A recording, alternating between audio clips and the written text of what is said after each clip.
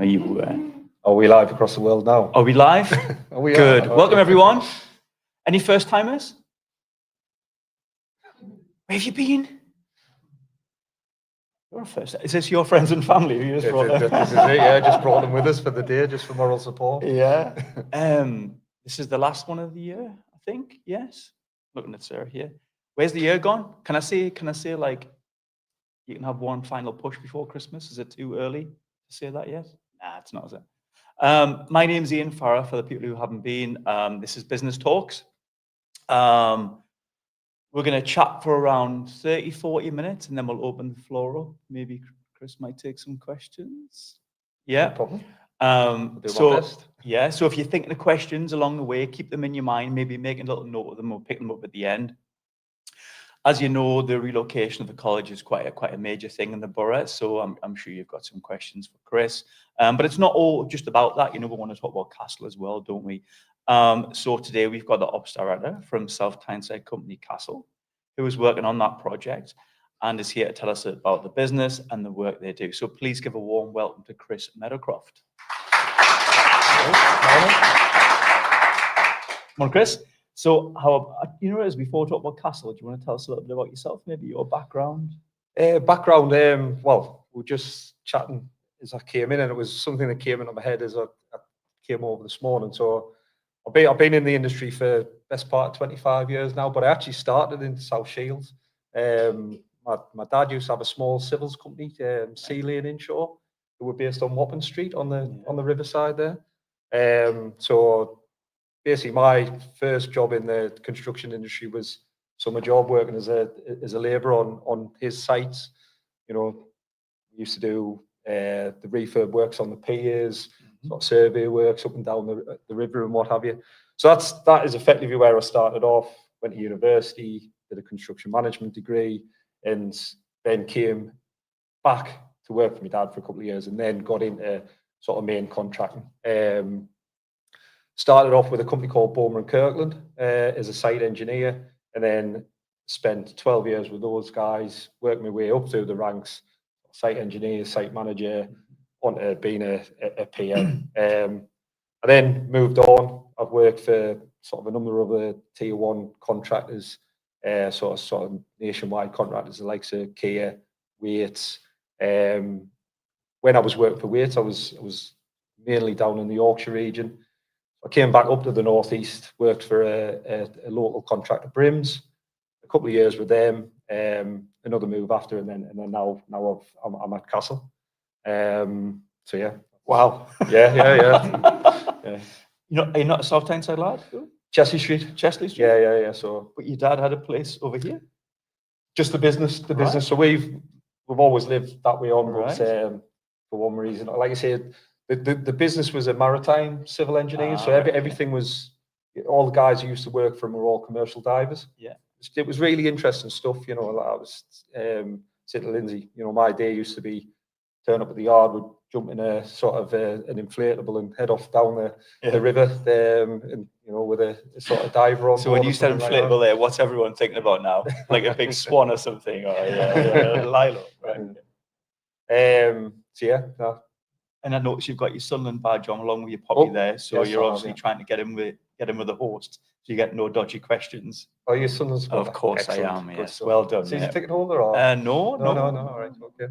You? I am. Yeah. Good man. Unfortunately, yeah. Excellent stuff. Yeah, it was a stroke of luck because I started going more and more over the last few seasons as we've got a bit better, and then last year I just decided, right, we'll get season tickets, not thinking that we're going to end up back in the Premier League, and then we did. So it's awesome. Actually worked out a trick. Should we just talk about Sunderland for the next half hour? I do, yes. Yeah. Right, awesome. That's you then. So how about Castle? Tell us a little bit about Castle. How long have you been there? I've actually only been with the company since February, so that's about 10 months. But my sort of history with Castle goes back sort of 22 years maybe. So on that journey that I've just spoke about there, when I was with Boldon and Kirkland, like I say, I went from site engineer to site manager, project manager. And the first job I delivered as, you know, a number one on site. Castle were my MEP contractor. So that's where Castle started as a business. 2001, I think the business was formed. And Tony Lister, who was one of the founders, is still the CEO now, who is a South Tyneside guy, very passionate about the borough. So, like I say, first job I delivered, Castle were my MEP partner. It was the first job that Castle had done for Bowman Curtin back at the time. So Simon Groom, who is our design director and another one of the owners of the business, he sat on that job with me. So, like I say, joined 10 months ago, but when I walked into the room, it was like I pretty much knew everyone. And as that sort of created, I described throughout all those companies, Castle always been in and around somewhere delivering various jobs. So whether it be key or weights, I've done work with the guys over the years. The other connection, I suppose, I've got to Castle, going back sort of even further. The guy who's our MD now, and again the third current owner of the company, is Andrew Dawson. So when I was a site engineer, worked on a job in Seaham, and Andy was he was a young project engineer for Balfour Kilpatrick on the M&E side. He was only 20 years old at the time, but he'd been apprentice of the year and what have you. And we were delivering a shopping centre, and as part of the shopping centre, there was an Asda supermarket, and Andy was delivering the M&E on the Asda supermarket, which at 20 years old to be delivering a sort of multi-million-pound package was sort of quite impressive. But he was, even back then, quite a confident guy for his sort of his age. I've known Andy all those years, live in the same town, and go to the same gym. So a lot of the time, finish a session, you're sitting in the sauna, Andy walk in and we'll start having the crack about work. And Andy would sit there as an MEP contractor, obviously as the MD of Castle, talking to me about main contractors, you know, nothing's ever their fault, don't pay you on time, don't pay you what you're owed.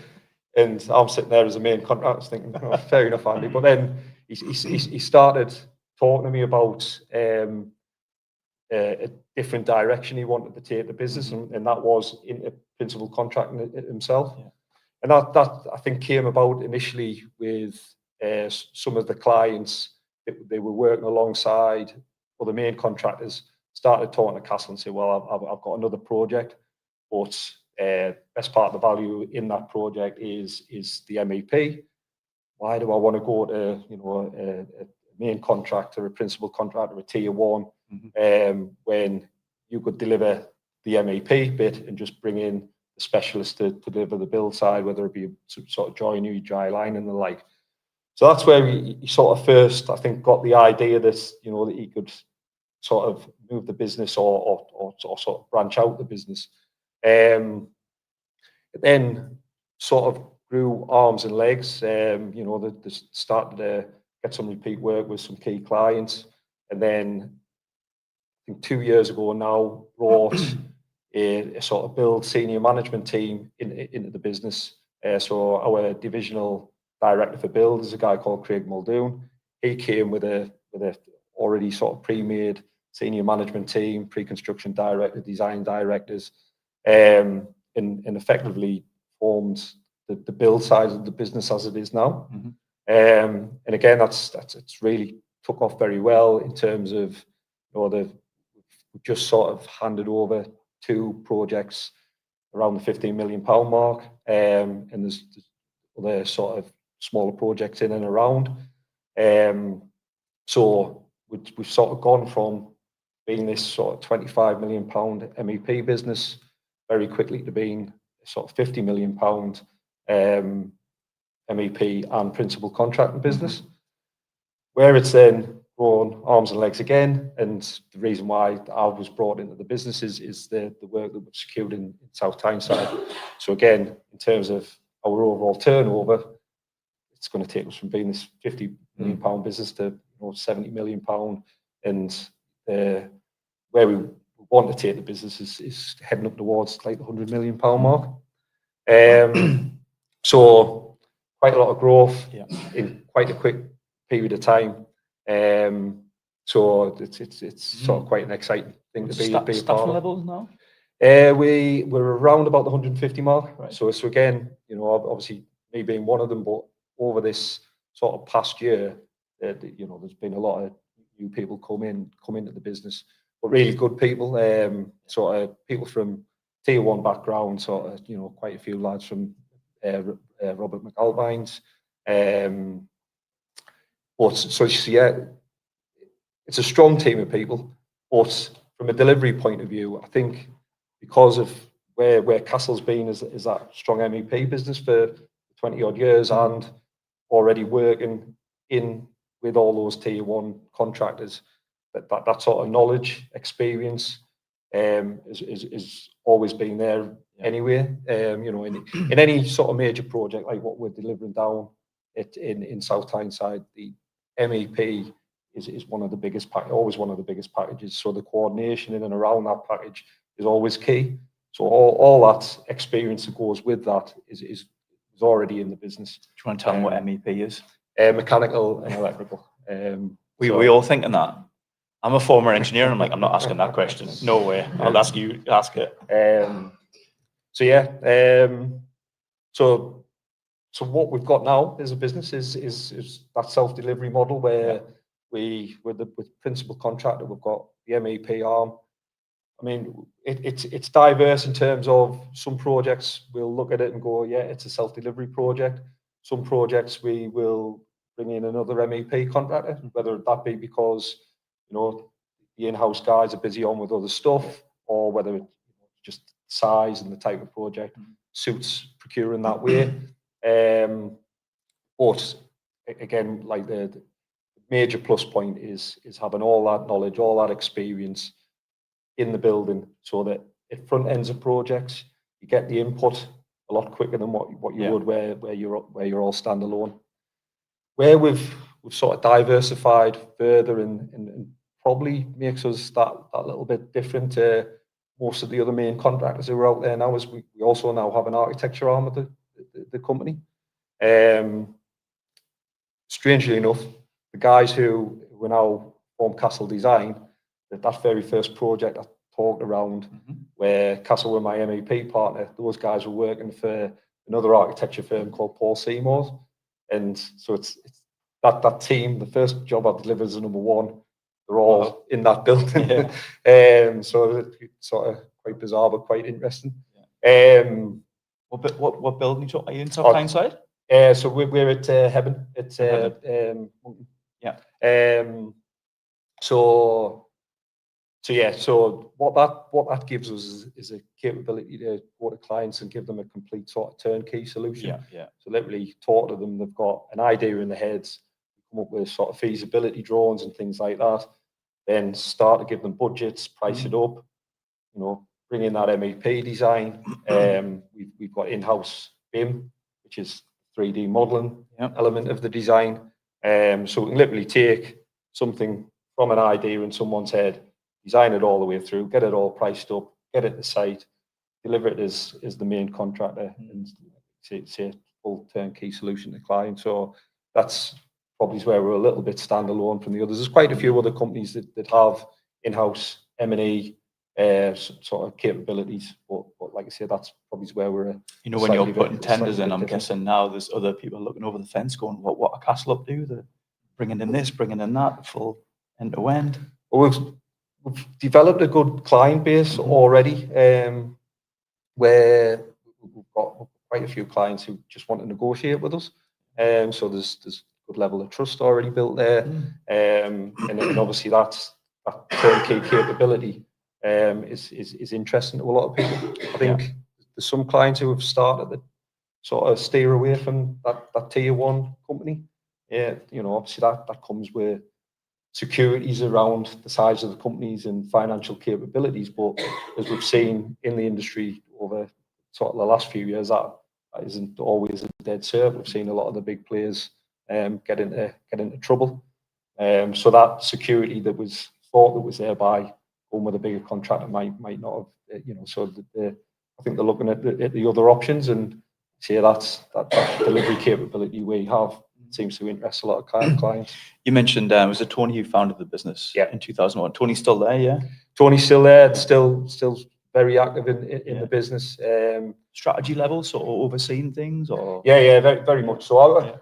I mean, he's one of those types of guys who, he is there, but he always does. He does like to get hands on as well, if needs be. Hands on. You've been here since February. Is he watching here now? Why is he not sitting there? Well, no. Yeah, I did try and rope either Tony or Andy into doing this, but they said no. We'll let you do it, Chris. So I said, oh, thanks very much. Real good guy, like I say. Very passionate about the borough, sort of instilling in. We talked around sort of CSR earlier when I was having a chat with a few people. It's something that's sort of ingrained in the construction industry now, in terms of when we delivering projects, trying to give as much benefit to local communities as we can. And that's all about sort of portraying the construction industry in the best possible light. Yeah. Because we want to try and bring the next generation of people into the construction industry. So it's ingrained in sort of me and a lot of the other professionals who work in the industry, but obviously with this company and obviously these particular projects, it's all about South Tyneside. Obviously, like I say, Tony being a South Tyneside guy, he's really sort of pushing and driving behind it. So it's not just about sort of ticking the CSR box, really. Then, if the founder's still in the business and he's a local guy, I'm sure he probably wants to do something anyway. Yeah. And again, like I say, when the various companies I've worked at, it might look as if it's ticking boxes, but I think a lot of people in the industry now are sort of passionate about giving something back. They realise that that there is a need to bring that next generation through. Totally. And like you say, the way you do that is by displaying the industry, the projects in the best possible light, and make it sort of an interesting place for people to come and work. Yeah. So what part of the CSR that you do, like what kind of stuff are you doing? So in and around South Tyneside, got Sarah Mahoney's here today, so she's sort of my right-hand lady in sort of trying to engage and deliver all that. And I think up to now it has been in the main that early engagement, but we have started to get a few activities sort of down on the site. So I mean, one of the big things we always try and do is reach out to the likes of colleges and schools and things like that. So obviously easy on this job. So we've already had discussions with sort of the T-level staff at South Tyneside. We've had their students down for sort of an initial presentation, site visits. We're going to be looking to take a couple of those students this year on sort of work placements and giving them the sort of days and hours they need to cover off that part of the curriculum for them. I think potentially next year, once the project's picked up a bit more, the MEP guys are in sight, we might be able to sort of uplift that in terms of numbers.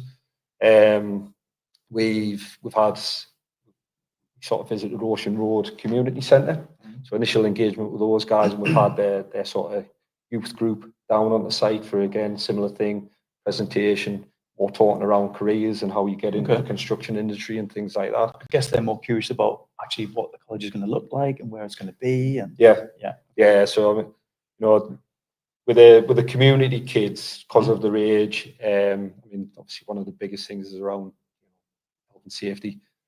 Getting the PPE and things like that. That when you've got kids who are sort of 12, 13, it's not something that we've all got set in the log. So everything we did with them was a presentation. But what we do a lot of now is drone fly-throughs. Oh, cool. So every week we've got a guy who sort of flies the drone. So we've got all that up on the screen for them, and so they could actually, without actually walking out around the project, they could see everything that was going on. So yeah. And as the project gathers a bit more momentum and it starts filling out a little bit, you can probably take them on the site there and you can actually see it. Would that be like secondary schools? We're looking to reach out to the secondary schools. Obviously, we're doing that in conjunction with the college. Obviously, they've got secondary schools that they work hand in hand with, just generally.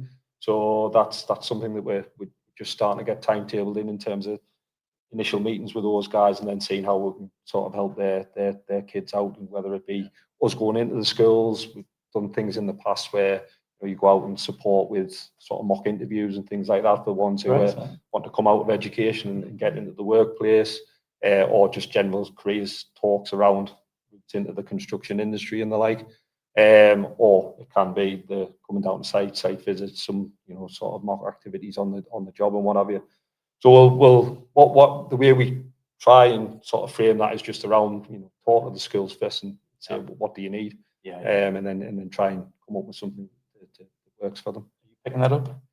So, and again, I talked around this with Lindsay earlier. One of the running construction sites, it's hard work. Yeah. It gets very hectic, long hours at times. So it's part of my role in supporting those guys who were delivering on site on a day-to-day basis, trying to take up a lot of the slack with that. I mean, I quite enjoy doing it anyway. I quite enjoy sort of getting out there, getting involved. But it's if they're trying to do the engagement, trying to set up the opportunities, as well as trying to run the job, it can be a bit overwhelming. Then sometimes those opportunities just go by the wayside and get missed. So yeah, I'm trying to just stay involved as much as that as we can. Obviously, once we get the guys on the site, we've got sort of young trainee managers and things like that coming through. So they're the ones who are delivering the presentations to the kids and things like that. It's another good skill set for those guys to develop, because one day they might be sat here getting interviewed on YouTube. So so yeah. I used to work at Balfour Kilpatrick. Oh, did you? Yeah. And you don't know what we're on, do you, Dawson, do you? I might do. And I know how complex projects can be in times and resources. You haven't got much grey hair, so it must be going all right down there. How's the project going? The project's going really well. So we started on site 9th of June. I think we're in week 21, 22 now, and we're on programme. Which obviously, when you take on a project of that type, it's a town centre job, brownfield site, areas that's been sort of developed and change of use over the years. We had UXO surveys and everything like that to do, just because of the situation of South Shields being close to the sort of shipyards and what have you. So it was obviously a targeted area through the war. So we went into it with our eyes wide open in terms of expectations of what we might find in the ground, and made contingencies for that. But I think just about everything that we made contingencies for were found. Right, really. So sort of relic foundations and sort of different, hazardous materials. Nothing suspect, just things like red shale and stuff like that. It's got to be sort of taken care of in a certain fashion. So, but we've managed to get through it all and sort of come out of the ground. And obviously, anyone who's been past the site recently, you'll see the frame's really well progressed now. So yeah, everything's sort of really. I've sort of said it to a few people in the room so far, and I keep saying I need to touch wood somewhere, but there isn't any. But going really well. You touched upon sort of stakeholder engagement and working with the communities and other businesses. Is there opportunities for local businesses to get involved? Yeah, in this project and Castle project? Definitely. Again, Tony is and just the company generally, and Andy as well. They look at the opportunity that's being presented at Castle in terms of delivering the college, and want as many local companies, and when I say local, as many within the borough as possible, to sort of get that similar benefit. Now, obviously, it's a project of a certain size, so we have to use subcontractors of a capability to if it's going to be a success. They've got to have a certain level of delivery. But certainly, what we are also trying to do is those companies who might not have as much experience as we'd like in terms of that size or type of project, can we potentially work with them to sort of help them to develop their internal procedures, processes, so that we can use them. And I'll not name them, but there's a couple of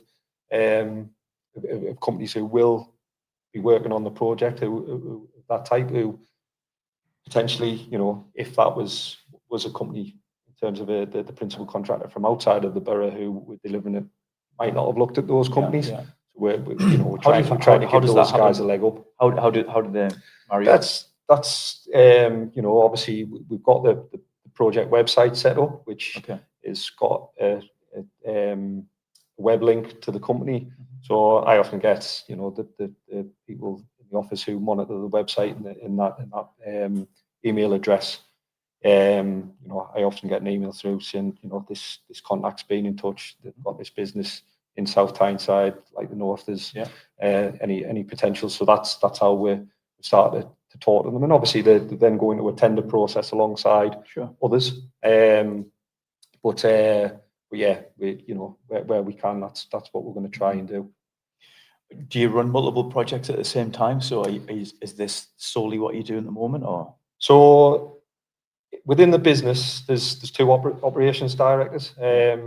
Sean Powell is our other operations director, who was looking after the stream of work that we had on site and the stuff that was coming through the pipeline before the South Tyneside stuff came online. So Sean's still doing that. Obviously, like I say, there's 4 projects in total within that South Tyneside batch, and that is sort of my main focus at the moment. Those projects are obviously the college, which is at £72 million new build relocation of the existing South Tyneside College from Westoe. We've got the refurb of the old BT building, One Heart and Key, into student accommodation. So that's going to become a 125 bed student accommodation. On the main campus site, we've got 16 Barrington Street, which is a listed building, which again we're refurbing, renewing, and that will become admin space for the main college and the marine school. The 4th project, which again is really at feasibility stage, one of the curriculums that the college delivers automotive skills, and so they're looking for a location for that, and so we're looking at some units on the outskirts of the town centre, walking distance from the main college that would potentially house the automotive part of the college. So there's four projects there, which, like I say, that's sort of my focus at the moment. But obviously, as a company, obviously looking at the pipeline of work in 2026, 2027. So you've only got those 4. What is any other projects that we might know of that the castle's done? The ones that have just handed over. So we've just completed a sort of retail, sort of joint retail and industrial project down at Wynyard, which was it was just like a Sainsbury's supermarket shell, a couple of sort of drive-throughs, a Starbucks and a Burger King, and then some sort of small sort of industrial type units. Another one up at Cramlington, which again was a sort of warehouse and office building. We are in Boldon at the moment doing, so it's an existing industrial building that we've basically completely renewed all the external facades, so stripped all the cladding off, and then sort of recoated steels and things like that to then build it back up. So that they would be the sort of recent ones. How do you find your work? I'm really interested in this stuff. So do you sort of look for tenders coming through? Is it referrals? Do you look? So again, because the MEP business has been there for 20 odd years. So just through that, there's contacts with various clients, which has sort of come to fruition as we've gone into the main contracting side, where they picked up the phone to us or vice versa, and we've got either involved in competitive tendering with them or literally negotiating jobs with them. So we've got key clients who got a stream of work that comes through from those key clients. Other than that, it is a case of sort of getting out and knocking on doors, developing the relationships with the project management firms who generate the tender lists and things like that. So yeah, it's a bit of us getting out there and meeting new people, or getting in touch with old contacts that we've had through sort of 20 odd years in the industry, or we do also get just people coming knocking on the doors, seeing what we're doing. Had a bit of word of mouth in terms of what we can deliver, and they come to see us. Yeah, good. I've seen a few third sector social enterprise faces in the room. It's a charitable fund, I think, isn't it? Do you want to tell us a bit about that? So it's not quite set up yet, Okay. but we're in the sort of the midst of setting up the Castle Foundation. And all that really is obviously, you know, we do charitable work ourselves. The guys have just a group from the office got involved in the Mind Walk at Memory Walk, sorry. That was a couple of weekends ago. But what we're also doing is so, you know, when we're engaging with some contractors, when we get into those final negotiations, we're saying, look, you know, would you like to make a sort of charitable donation? Okay. And the Castle Foundation is going to be a way of sort of pooling that donation money from the supply chain, from events that we get involved in, and then being able to sort of distribute it out to charities within the local community. I had a guy. It was sort of felt like it was meant to be type of thing, because there was a guy from the Veterans for Veterans in Care charity, which is something that's been set up locally. He turned up at the office, must be about 3 or 4 weeks ago now, and I was literally just walking back in the office after my lunch.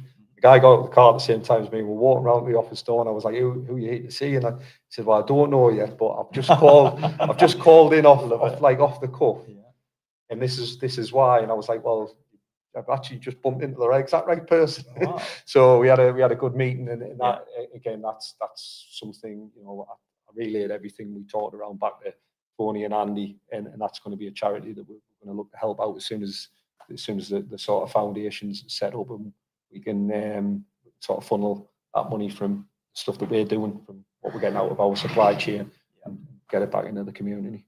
That's the rewarding bit, isn't it? Yeah, definitely. Yeah, I mean, the stuff that that charity was doing, you know, really positive things for people who've been in the armed forces, who've given it all for sort of king and country, as it were. So something we'll definitely be looking to get involved with. But there's various things that are coming through in terms of other stuff that we're going to look to get involved with on the charity side. Excellent, good to hear. Yeah. How about we open to questions from the floor? Should we do that? No problem at all. Yeah, wonderful. Yeah. Who'd like to kick us off? Wow. Yes, Kay. First of all, obviously you mentioned the website regarding the project. Visually, I haven't seen what the college looks like, and obviously you mentioned it's all four sites. Is there any way that I can on your website, or that I would go maybe see some of these drone flyovers? It would just be really interesting to see. So 2 seconds, Chris. So for the viewers at home, I might not have heard Kay's question, so I'm going to attempt, as I try to do this, is make this succinct. Is there anywhere on websites where people can see the plans, how it's going to look, future stuff, any drone footage out? So I'm trying to think back to the content of the website, but we have got some visuals within there, and the drone footage that we're being taken on a weekly basis. We're trying to develop that into a more professional sort of short clip fly through. It's something that someone within the office has been working on, and they'll be ready to come out in the not too distant future. So they'll come out either on the website or through social media platforms that we use, sort of LinkedIn and the like. So that you'll be able to see that fairly shortly either through the website or through, like you say, social media. Yeah. Yeah. Good stuff. Next question for Chris. Yeah. The student accommodation work is starting at. At the moment, it's looking like the second week in December, and it's a 52-week program. So you know, we'll start on the the 8th of December. We will hand over around the 6th of December the following year. So, yeah. When you say start, that's not the design, is that actually? No, that's we've sort of worked through a sort of pre-construction design phase on that. So design-wise, it's there pretty much. It's sort of will be sort of final coordination as the supply chain get involved, but the designs they're ready to go. Excellent. Carl, was that your thinking face? You've got a question. I knew Carl would have a question.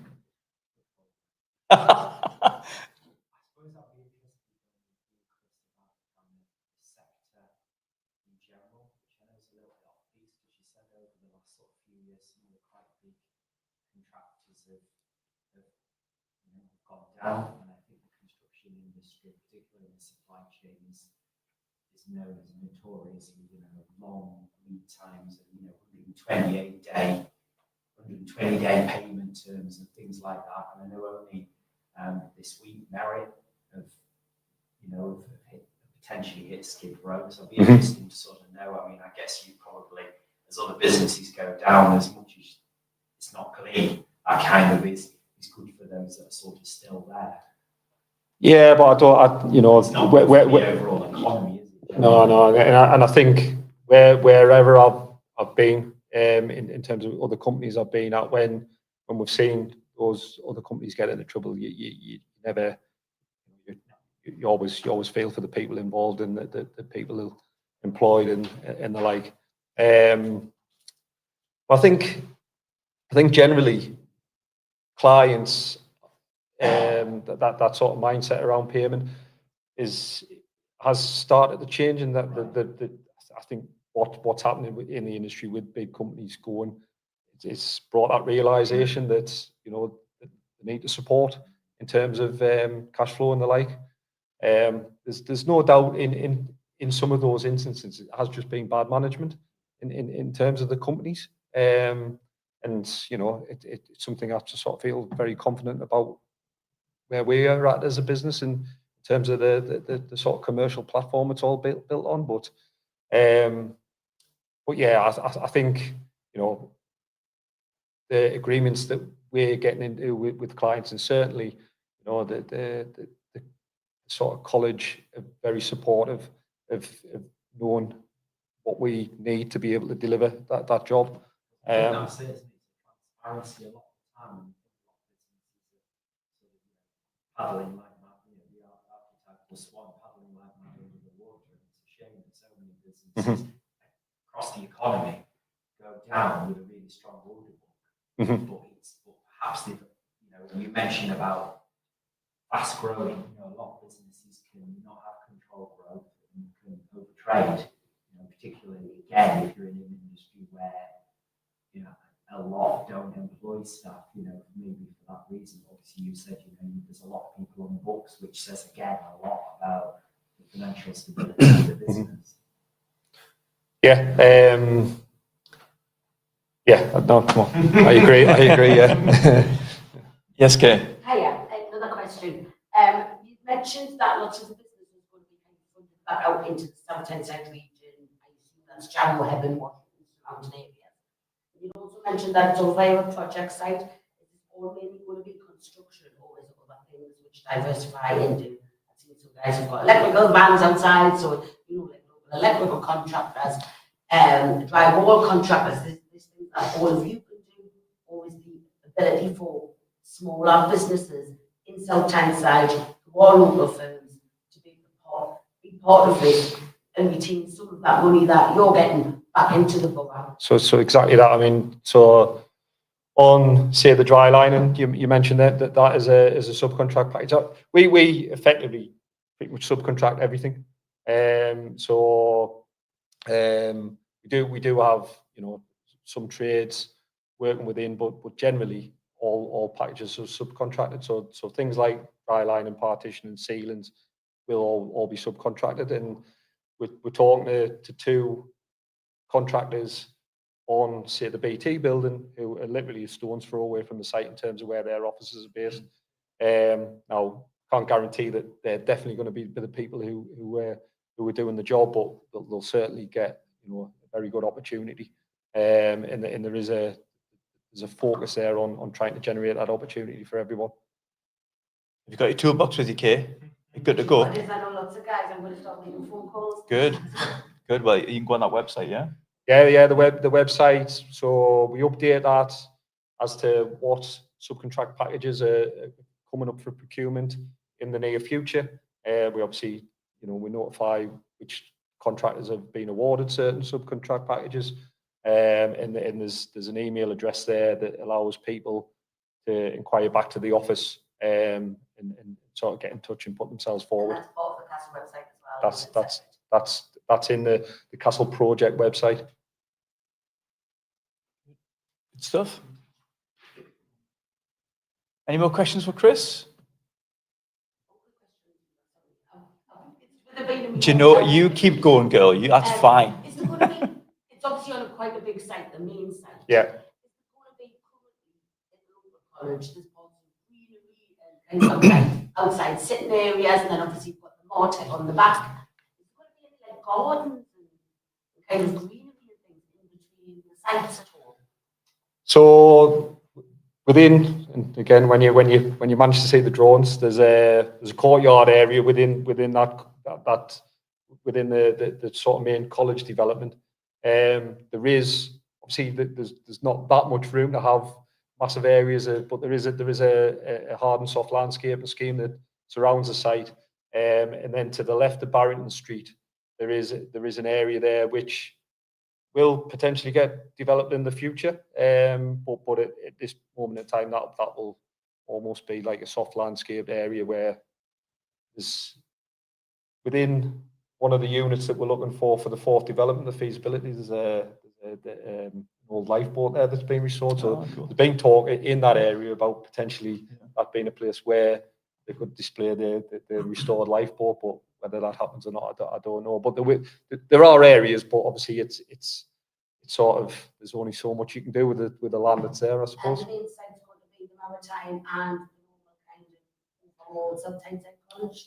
Exactly that. So marine schools in there. Obviously, you know, the curriculum they're delivering. There's the hair and beauty. They do adult learning, higher education, various sort of engineering skills. So there's loads of different types of workshops in there. Yeah. So everything that they're delivering up there at the moment will be coming down. There used to be a culinary section at the school, the college when I was there. Was there a culinary section? Sorry. Sorry? I'm going to put you here. I'm just going to swap. I find it so interesting that they obviously bring on in. The culinary section. Do you want to come down to site for a visit? I was just saying the project plan, to be fair.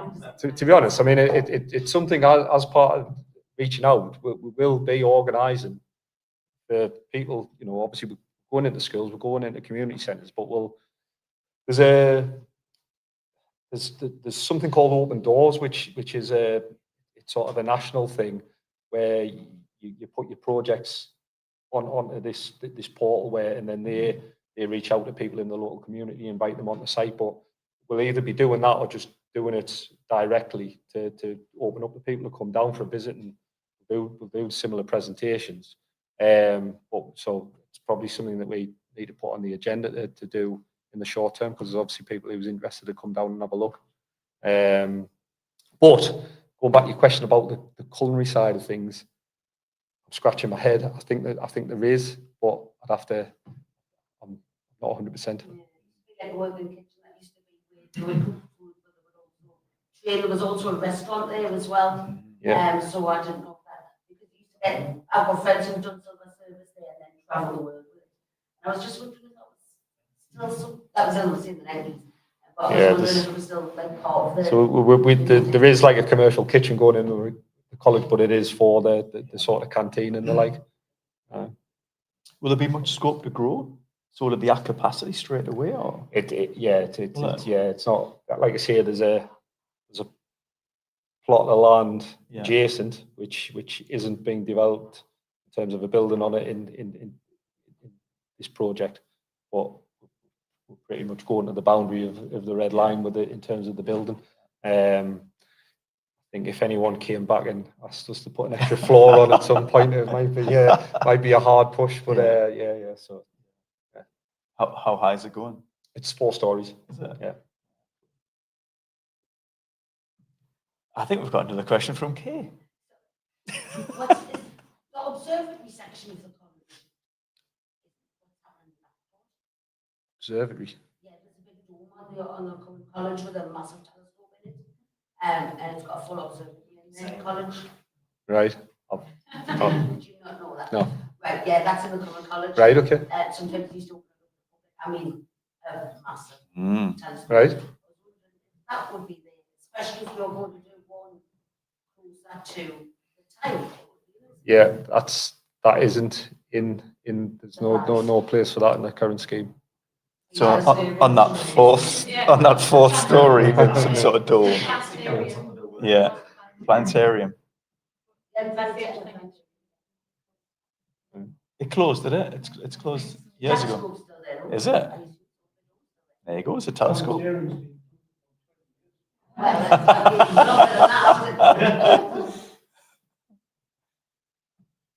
Yeah, Carl, to you. Obviously, what's sort of driving the whole idea of relocation in college is changing the use of the town centre, which clearly makes a lot of use, because I think as most people realise, there's probably a very overspec transport interchange, considering the footfall that comes into the town. And I understand this is not really part of your remit, but what I think originally I'd read that there would only be one entrance to the college, which would be off King Street, which would then funnel at least traffic further down, footfall down King Street. What is the sort of wider view in terms of the kind of, the economic development that it's really likely to bring? I mean, your job is to build a college, I get that. And perhaps this should be maybe more of the council, this kind of question. But I think clearly there's going to be an increase, quite a big increase in footfall. So there'll be more sandwiches and drinks sold, because there's going to be a bigger audience. But is that still the case of bringing people perhaps from the transport interchange and then down King Street? And then the sort of the part 2 question of that is, if that's going to bring a lot of people into the town, is there a consideration for additional car parking to support? Because I'm guessing, a lot of the staff will perhaps drive in, and it's a little bit tight at the moment. If I'm honest, Carl, a lot of that is like you say. I think it's sort of outside of my remit in terms of what the sort of the further development ideas are around the.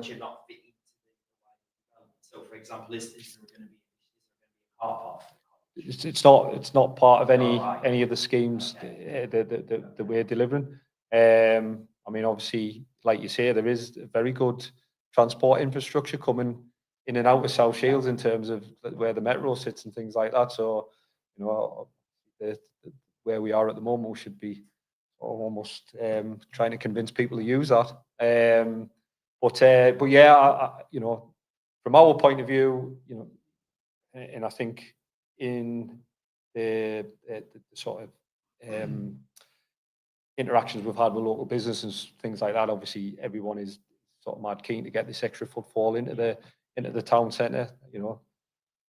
I haven't been part of developing that plan or involved in that plan of how to see that working in terms of what economic growth it's going to bring.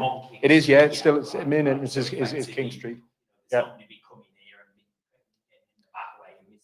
The idea was to drive football down, and then at least we've got to walk past doors to get to the college. That is exactly how it is. But it should be a snowball effect, and it should be, that footfall comes in, the businesses that's there already start to do better. It then attracts other businesses onto, and it becomes a more attractive place because there's more different types of shops and things like that on King Street. So hopefully that is what happens for South Shields. And from our point of view, that just potentially means further development and further opportunities for us as a construction company. So yeah. Looking at Chris here from the Criterion. Excited. Yeah, great. As in, we have got a business behind the Ocean Road off the Yeah. street. We've also got one just a little bit further up Garden Lane as well. So obviously the extra footfall is definitely something. What's your business? So we've got 2 hospitality venues. All right. One's the Criterion, which is on the corner of Labrooks, and we're looking at some development work there again, upstairs for the top 2 floors. And we've got Garden Lane, which is on Garden Lane. We're really creative with the name. And again, that will there for music venue, more seating, but sports, Going to be rammed. There's a question here. Just wonder how far down the procurement process you are. We're a flooring contractor based in Boldon. Right. Been there for 25 years. And deal with the likes of Kia and Barn and people like that. Which company is it? With all floor services. Right. But I don't think we do anything with Castle at this point. Maybe was it Jonathan Valley that I think we looked at. But I haven't seen anything cross my desk for this job. But funny enough, I went for a walk from our office and walked past your development in Boldon the other day. And I was like, I didn't realise that was Yeah, just across the road from there. Is that did Cot Lane? Yeah. Yeah. Well, so obviously, you know, I wouldn't say that us as a construction company it's in its infancy anymore because it's already really took off. But we are still like developing our sort of supply chain list, our supply chain partners, so that you know, if either you give me your details today, or like say go through the route through the website and get your details over, that'll feed its way down into our sort of pre-con director, who obviously goes out for the estimates, and then. But in terms of those jobs, that package hasn't been procured yet, so there's opportunity there.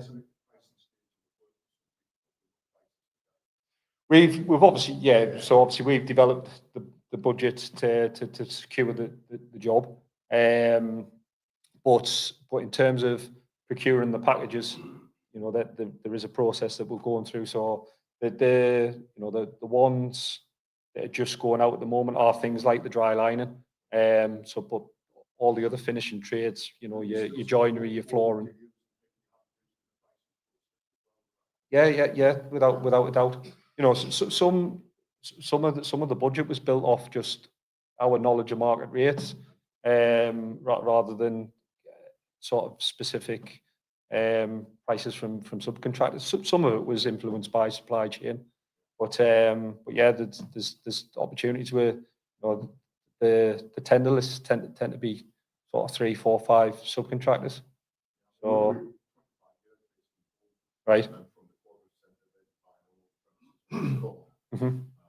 I built the Quarter Centre back in the day. Yeah. Bowman and Kirtland. We do a little bit of bowlers. It's Carl laughing because the windows still leak. And the windows can't. I say and the external windows can't be cleaned on the outside. I say I built it. I was the site engineer, so I didn't have much to do with the actual envelope of the job. Yeah. There's all sorts of colleges. Right. We don't get a lot of stuff in the borough. Most of our stuff is outside of that, you know, so we don't do something inside. But I think we'd probably be we'd definitely be the only ones big enough to be able to do that type of project. Yeah. Within the borough. And probably only a couple of North East that could anyway. Can I catch up with you? Yeah, of course, mate. Yeah, no problem at all.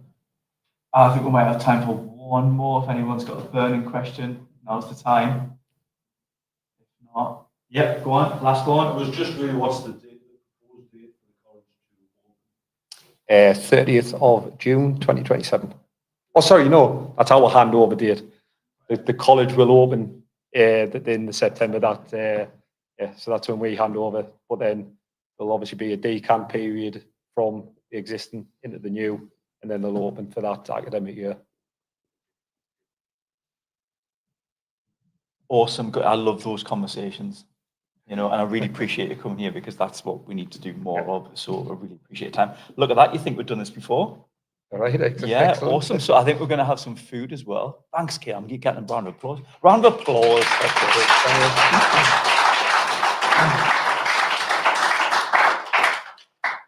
Anything else you want to leave us with? No, I don't think so. No? Good Thank you man. very much, everyone. Cheers. Oh, are we allowed to say have a nice Christmas yet? Said no. Little early, but Yeah, right. Well, thanks for joining us. I'll see you next year. Right. Thank you.